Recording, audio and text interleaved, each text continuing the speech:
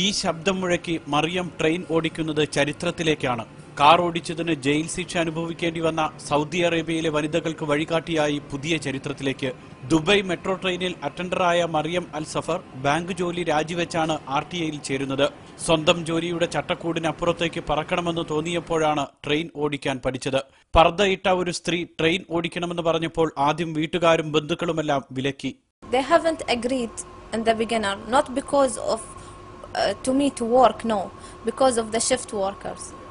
But later on, when I told them what I would like to be, so they have changed their mind because they have listened to what I want to achieve. സാങ്കേതിക സംവിധാനങ്ങൾ പഠിച്ചെടുക്കലായിരുന്നു മറിയത്തിന് ഏറ്റവും വിഷമമുള്ള കാര്യം.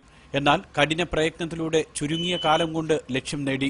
Dubai metro train പുറപ്പെടുന്നതിന് മുൻപും തിരിച്ചെത്തിയാലും സുരക്ഷ പരിശോധിക്കുന്നതും വണ്ടി ഒതുക്കിയിടുന്നതുമെല്ലാം ഇപ്പോൾ ഈ 28-കാരിയാണ്.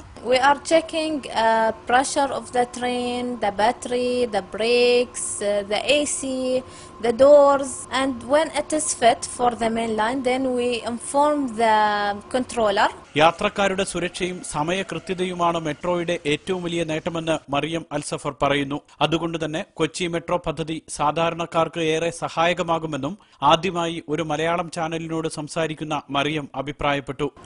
I think it will be very helpful for the passenger to ride the metro.